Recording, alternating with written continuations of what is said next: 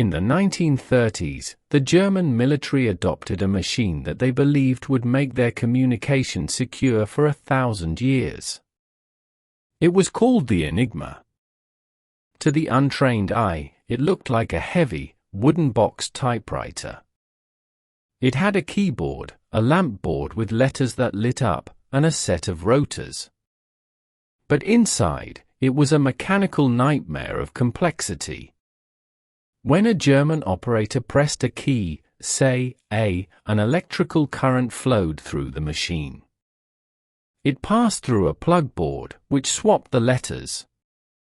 Then it went through 3, and later 4, rotating wheels, or rotors. Then it hit a reflector and bounced back through the rotors and the plug board again.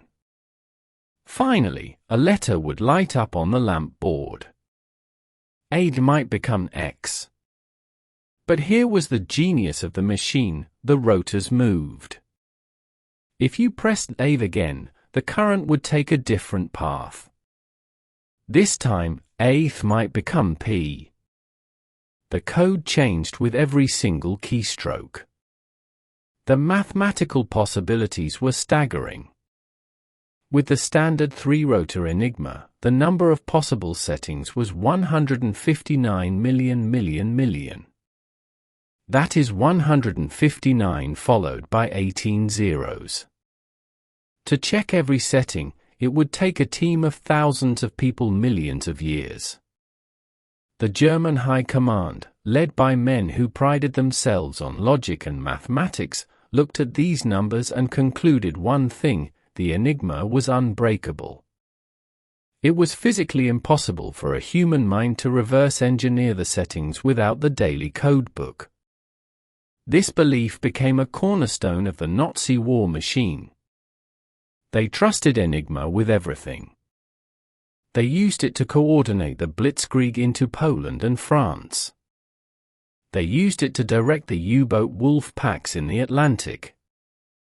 They used it to send top-secret orders from Hitler himself to his generals at the front.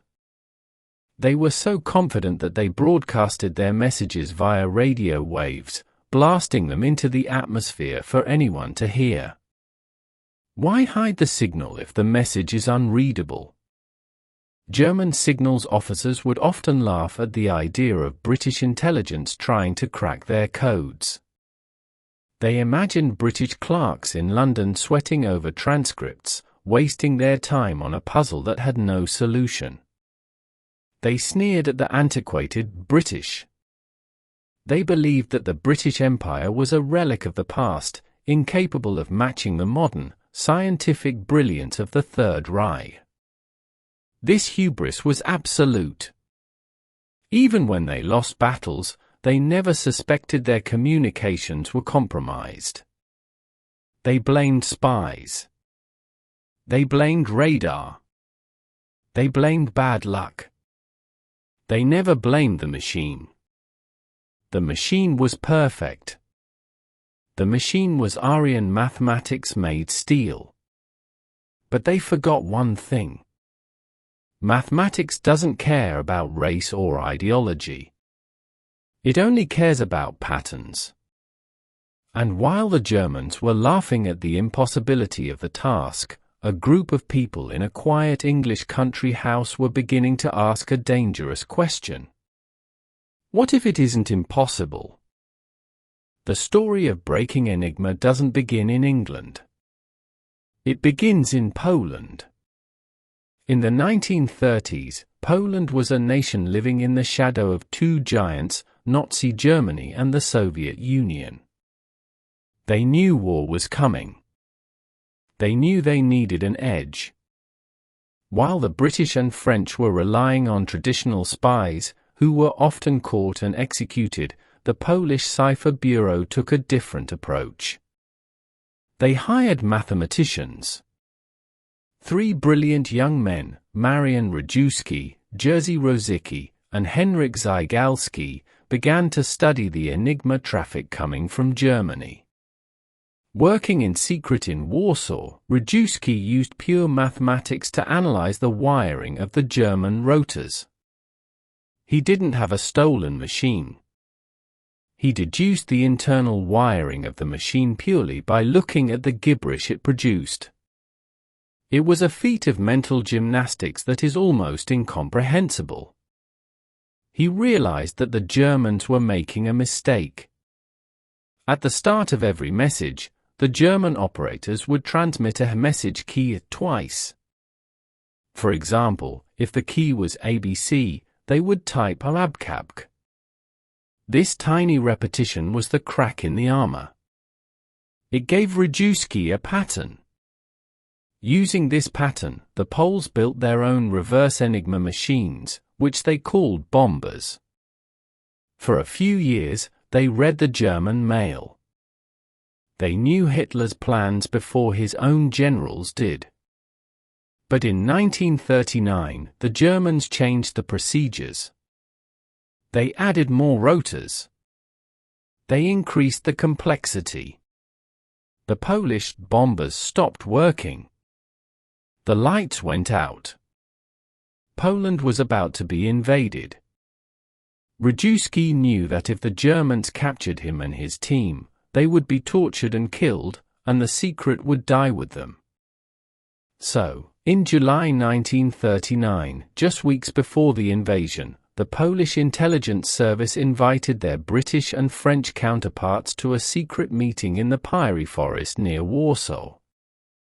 The British and French arrived, expecting a routine exchange of low-level intel. Instead, the Poles presented them with a gift that stunned them. They pulled back a cloth to reveal a perfect, working replica of the German Enigma machine. And they handed over their years of mathematical research. The British representative, Alastair Denniston, was flabbergasted. The British had been trying to break Enigma for years and had gotten nowhere.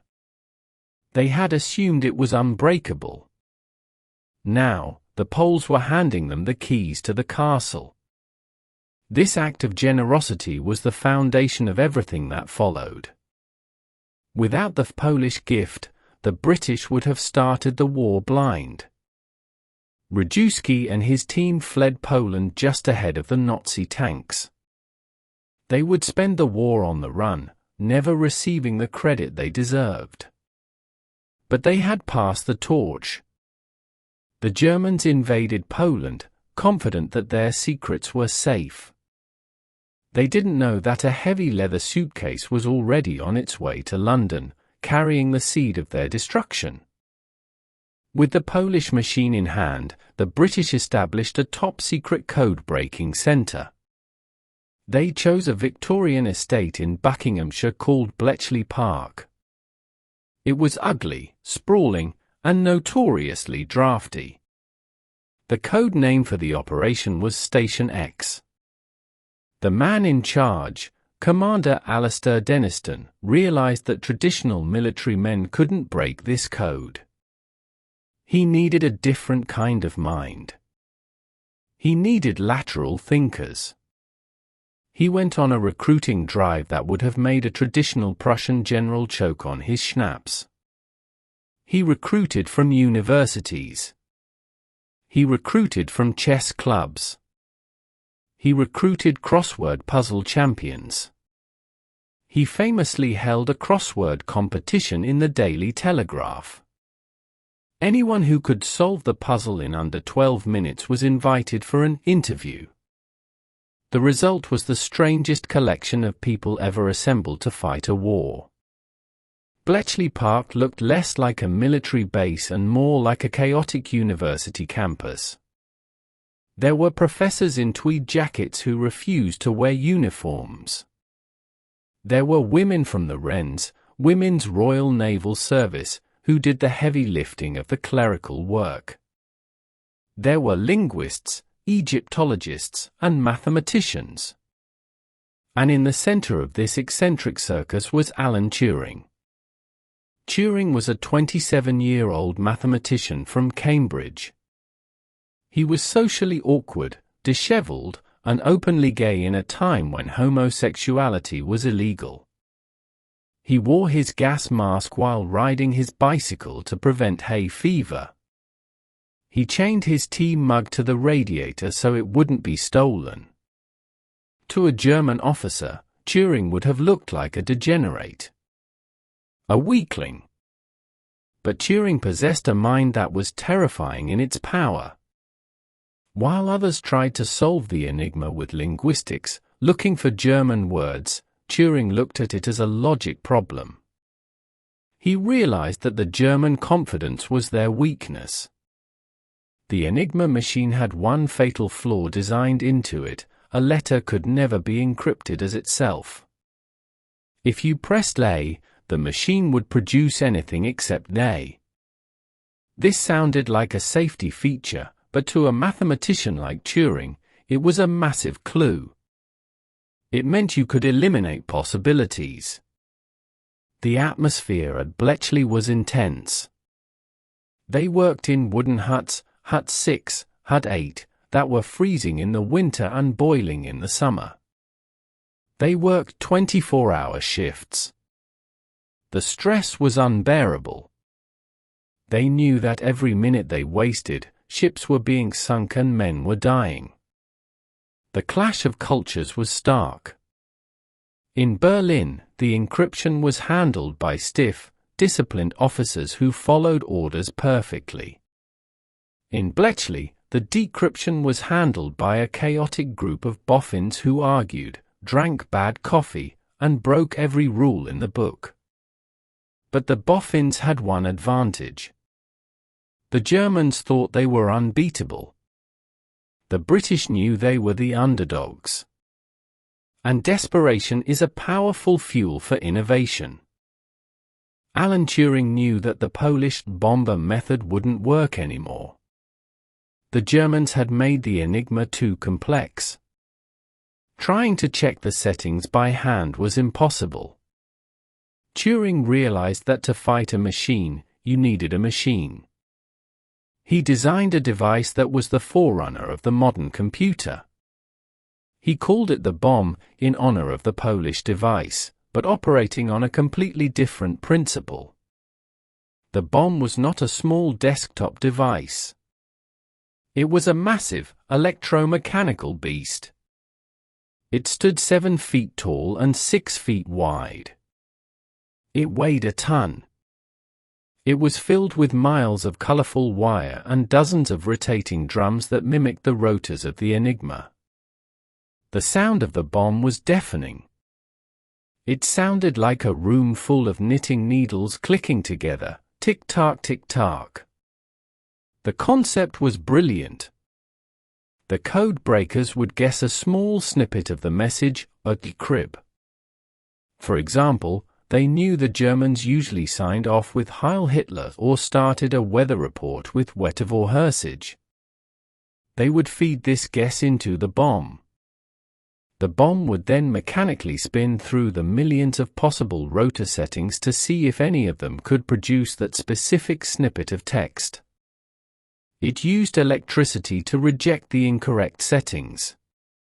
When the machine found a contradiction, like A becoming A, it kept spinning. But when it found a setting that worked mathematically, it would stop. A bell would ring. The wrens operating the machine would write down the setting and rush it to the cryptanalysts. If it was correct, they had the key of the day. Suddenly, every intercepted message from that entire German network for that 24-hour period became readable. The first bombers, nicknamed Victory, arrived in 1940. They were temperamental. They broke down. They smelled of hot oil and ozone. But they worked. Turing and his colleague Gordon Welshman improved the design with the diagonal board, which made the machine vastly more efficient. By 1941, Bletchley Park became a factory. Halls were filled with rows of these bronze-colored monsters, tended by thousands of young women. The Germans had no idea this existed.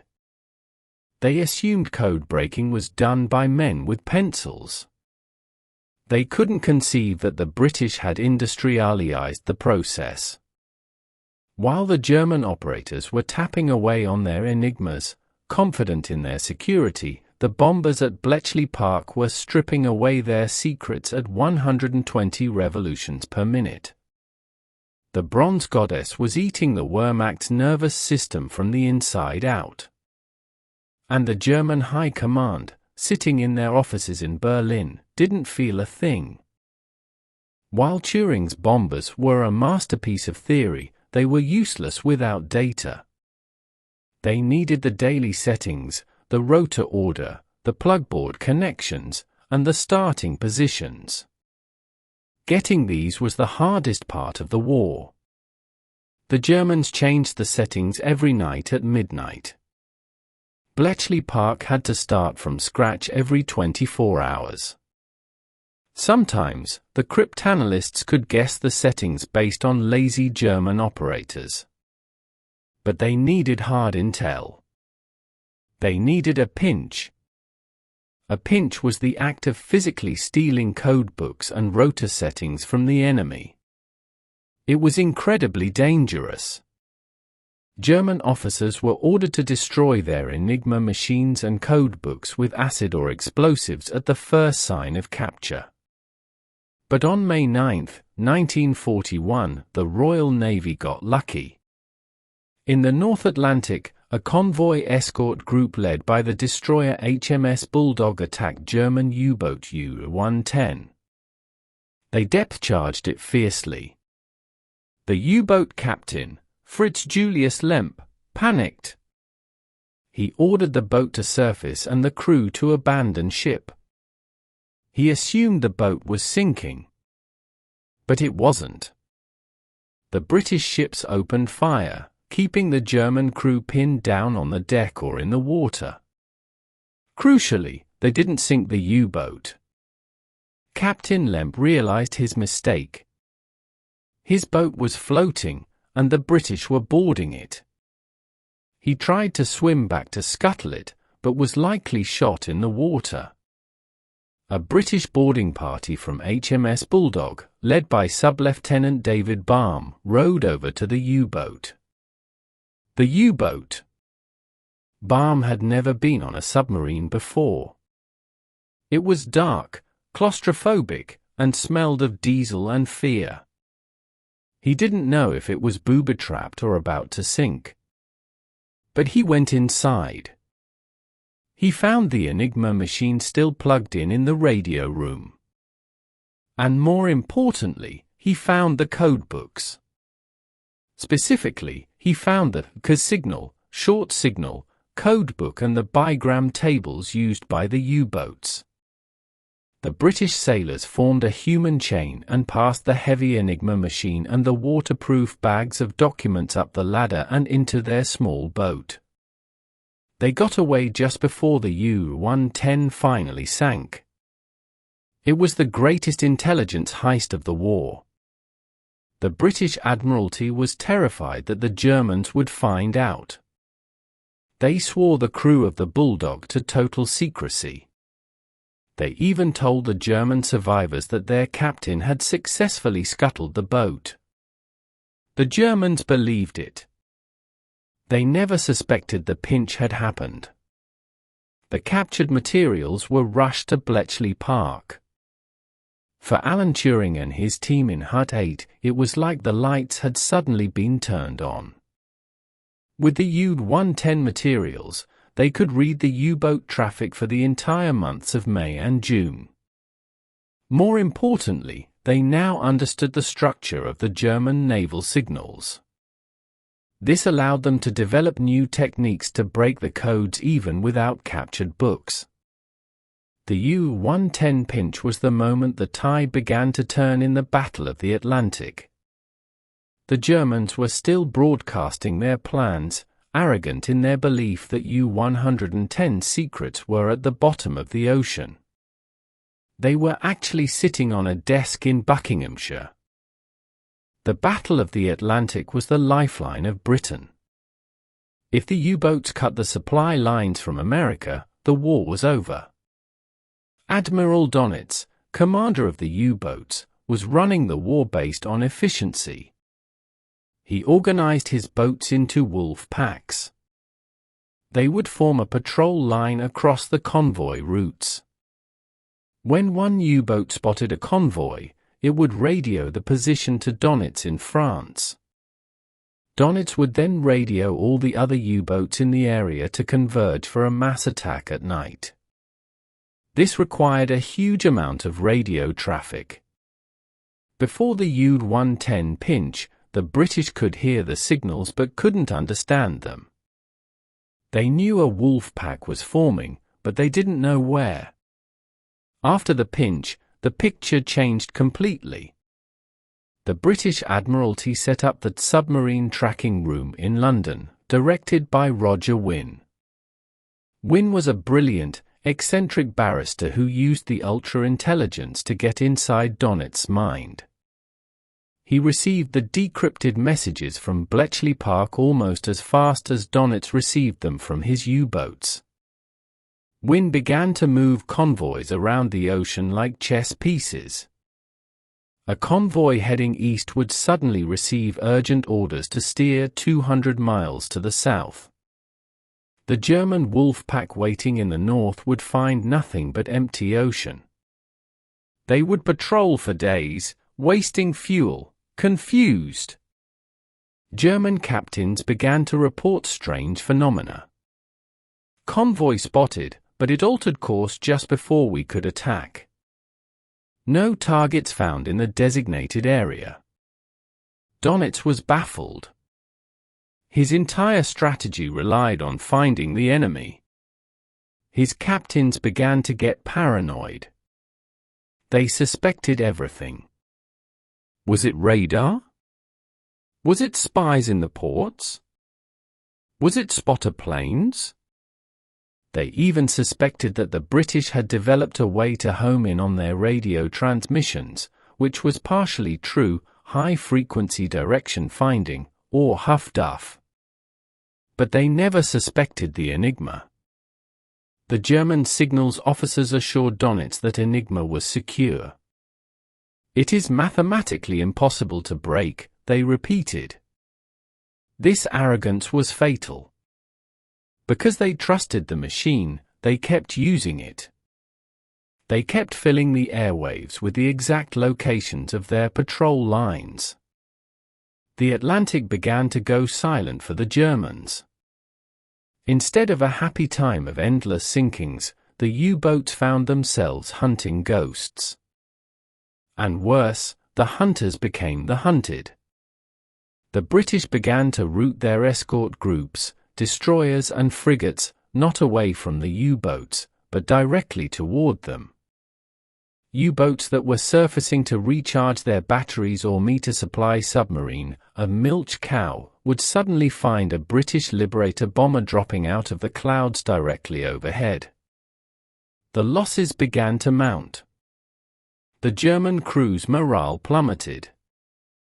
They felt like they were fighting an enemy that could see through the fog of war. And they were right. The ultra-intelligence was the radar of the mind.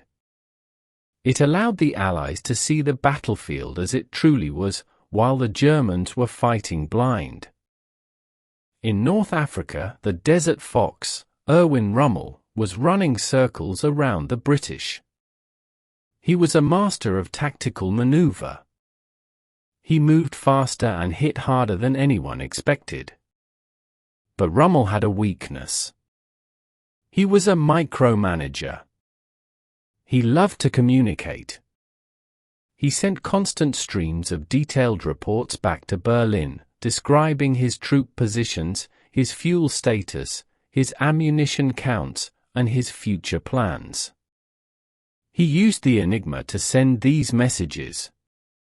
In London and Cairo, British commanders were reading Rommel's mail almost as soon as he sent it. It was an unprecedented advantage. Imagine playing a game of poker where you can see your opponent's hand. General Montgomery, who took command of the British Eighth Army, was a methodical, cautious planner. He used ultra-intelligence to build a perfect picture of the German army. Before the decisive Battle of El Alamein in 1942, Montgomery knew exactly where Rommel's minefields were. He knew which German divisions were at full strength and which were depleted. Most importantly, he knew Rommel was critically short of fuel. The intelligence was so precise that the British knew the name of the Italian tanker, the Proserpina, that was bringing the vital fuel to Rommel. They knew its route. They knew its schedule. The RAF was dispatched. They found the Proserpina and sank it. Rommel watched his tanks run dry in the middle of the desert. He was furious. He blamed the Italians for leaks. He blamed spies. He never blamed the Enigma. In his diary, Rommel expressed his frustration at the uncanny ability of the British to anticipate his moves. He wrote about how the British artillery seemed to know exactly where his headquarters were located. They did, because he kept radioing his position. This intelligence allowed Montgomery to fight the battle on his own terms. He knew he didn't have to be a brilliant tactician like Rommel. He just had to be a better accountant. He used his superior numbers to grind Rommel down, knowing exactly when the German breaking point would be reached. The victory at El Alamein was a turning point in the war. Churchill famously said, "Before Alamein we never had a victory. After Alamein we never had a defeat." That victory was built on a foundation of stolen secrets. While the soldiers fought and died in the sand, the battle had already been won in the huts of Bletchley Park. Rommel, the brilliant tactician, was defeated by a group of mathematicians he never knew existed. The story of the German battleship Bismarck is one of the most dramatic chases in naval history. In May 1941, the massive Bismarck broke out into the Atlantic to raid Allied convoys. In the Denmark Strait, it encountered the pride of the Royal Navy, HMS Hood. In a matter of minutes, the Bismarck's guns blew the Hood out of the water, killing all but 3 of her crew. The British were devastated. Churchill ordered the entire Royal Navy sink the Bismarck. Every available ship was sent to hunt her down. But the Atlantic is a big place. The British ships lost contact with the Bismarck in the bad weather. For 31 agonizing hours, the most dangerous ship in the world was lost to the British. The German admiral on board the Bismarck, Gunther Lütjens, made a fatal mistake based on arrogance. He assumed that the British radar was still tracking him. He didn't realize he had given them the slip. So, he broke radio silence. He sent a long, detailed Enigma message to Berlin, describing the battle and his damage. He thought the British already knew where he was, so it didn't matter. He was wrong. British listening stations in the UK picked up the transmission. It was encrypted, of course. They couldn't read it immediately. But they didn't need to read it to find him. They used Huff-Duff, high-frequency direction finding, to triangulate the source of the signal. They drew lines on a map. Where the lines crossed, there was the Bismarck. The information was rushed to the Admiralty. The British fleet changed course. A Catalina flying boat was sent to the predicted position. Through a gap in the clouds, the pilot saw the massive German battleship steaming toward the safety of occupied France. The rest is history. Torpedo bombers from the carrier HMS Ark Royal attacked, jamming the Bismarck's rudder. The British battleships closed in and pounded her into a burning wreck. The Bismarck was sunk because her admiral trusted his technology too much. He believed that the Enigma protected him, not realizing that the act of using it was his death warrant. The German High Command was stunned. They couldn't understand how the British had found her. They suspected treason. The truth, that a simple radio bearing had undone their greatest warship, was too simple for them to accept. The sinking of the Bismarck ended the threat of German surface raiders in the Atlantic. It was a victory of intelligence over brute force. And it was another nail in the coffin of the German belief in their own technological infallibility. By 1943, the Germans had introduced a new, even more complex encryption system for their highest-level communications between Hitler and his top generals. The British called it FISH. It was generated by a Lorenz cipher machine, which was far more sophisticated than Enigma. The Turing bombers couldn't break it. The Codebreakers at Bletchley Park were facing a data crisis. The sheer volume of intercepted fish traffic was overwhelming. To solve it, they needed to invent the future. A brilliant, working-class engineer named Tommy Flowers proposed a radical idea. He wanted to build a machine that used vacuum tubes, valves, instead of mechanical switches. It would be entirely electronic. It would be fast. The authorities were skeptical. Vacuum tubes were notoriously unreliable. They blew out constantly. A machine using thousands of them would never work, they argued. Flowers ignored them. He used his own money and worked in secret at the post office research station at Dollis Hill. He knew that vacuum tubes only failed when they were turned on or off. So, he designed a machine that would never be turned off. The result was Colossus. It was the world's first programmable, digital, electronic computer. It was huge, the size of a room. It had 1,500 vacuum tubes, later versions had 2,500. It read the encrypted messages from paper tape, punched with holes, that spun around optical readers at 30 miles per hour. The tape moved so fast that the edges were razor sharp. Colossus didn't just break the code, it statistically analyzed the message to find the wheel patterns of the Lorenz machine. It could process 5,000 characters per second. It was a quantum leap in technology. The first Colossus went live in early 1944, just in time for the D-Day preparations. It gave the Allies an unprecedented window into the strategic thinking of the German High Command. They were reading messages signed by Hitler himself. The Germans were now fighting a war against the information age. While they were relying on mechanical devices from the 1920s, the British were using technology that wouldn't become public for another decade. The invention of Colossus remained one of the deepest secrets of the war. Tommy Flowers and his team were heroes who couldn't tell anyone what they had done. They laid the foundations for the modern digital world in a cold, drafty room, fighting a war with electrons. The greatest test of ultra-intelligence came in 1944 with the planning for D-Day. The Allies knew they could land in Normandy, but they also knew that if the Germans figured out where they were going, the invasion would be thrown back into the sea. They needed to fool Hitler.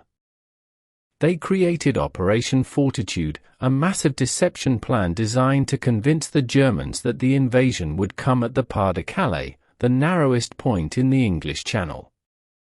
They created a phantom army in southeast England.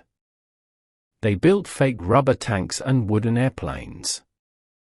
They generated fake radio traffic. They used double agents to feed lies to Berlin. But the most important part of the deception was knowing if it was working. This is where Ultra was priceless. By reading the high-level German Enigma and fish traffic, the Allied commanders could see the German reaction in real time. They read the reports from the German intelligence agencies. They saw that the Germans believed the double agents. They read the orders moving German panzer divisions to the Pas-de-Calais, away from Normandy.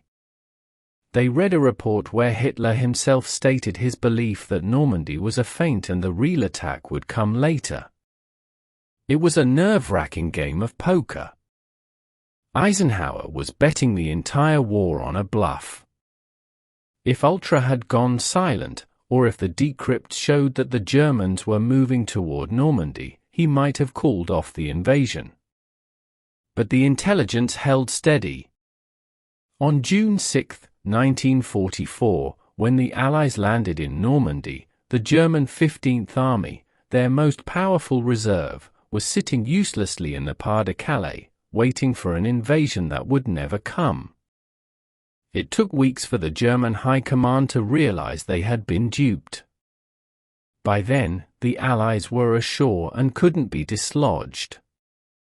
The success of D-Day was not just about soldiers and ships. It was a triumph of intelligence. The Germans were defeated by an army they couldn't see, directed by minds they didn't believe existed, using information they thought was secure. Why did the Germans never figure it out? Over the course of the war, there were dozens of clues. Convoy routes that were changed at the last minute. U-boat supply ships that were ambushed in the middle of the ocean. Rommel's fuel tankers sunk with pinpoint accuracy. The statistical evidence that their codes were broken was overwhelming. German intelligence officers did investigate. They held inquiries. But they always came to the same conclusion: spies, traitors, radar, or bad luck. They never blamed the Enigma. This was not stupidity. The Germans were not stupid. It was hubris. It was an unshakable, ideological belief in their own superiority. The Enigma machine was a product of German engineering and mathematics. To admit it was flawed was to admit that Germany was flawed. To admit that the mongrel British, with their eccentric professors, crossword solvers, and homosexual mathematicians, had outsmarted the master race was psychologically impossible. They were blinded by their own worldview. A German admiral famously said, "It is not possible that the enemy has broken our codes. It would require a machine larger than the Cologne Cathedral." He was right. It did require a machine. But he couldn't conceive that the enemy could build one. The British capitalized on this hubris. They were incredibly careful to protect the secret of Ultra. Whenever they used Ultra intelligence to attack a target, they always created a plausible cover story. If they sank a U-boat based on a decoded message, they would send a spotter plane to fly over the area first, so the Germans would think they were found by visual reconnaissance. They deliberately let some convoys be attacked, just to avoid arousing suspicion. It was a cold-blooded calculus. Lives were sacrificed to protect the source. But it worked. To the very end of the war, and for decades after, the Germans believed their codes had been secure. Their arrogance was their ultimate undoing. It was the one lock they couldn't pick. When the war ended in 1945, a new battle began at Bletchley Park. The battle to erase history. The Cold War was beginning. The British knew that the Soviet Union was using a version of the Enigma machine.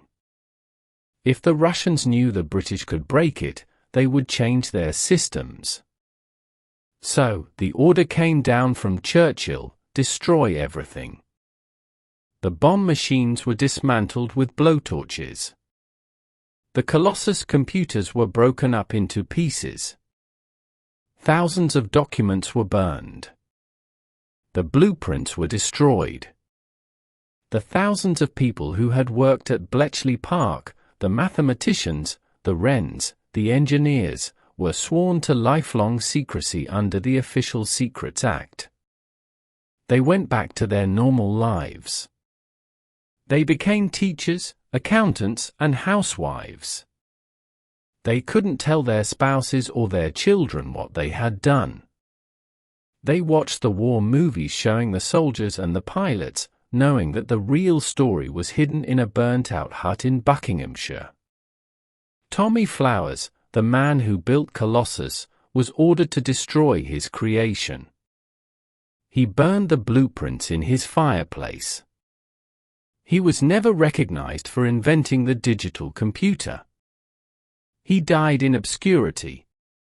Alan Turing, the man who shortened the war by an estimated 2 years and saved millions of lives, was persecuted for his homosexuality. He was forced to undergo chemical castration and died by suicide in 1954 at the age of 41. It was only in the 1970s, when the secrecy laws were relaxed, that the story of Ultra began to leak out. A book called The Ultra Secret was published, and the world was stunned. The history of World War II had to be rewritten. Suddenly, the inexplicable victories, the lucky breaks, the brilliant decisions, they all made sense. It wasn't luck.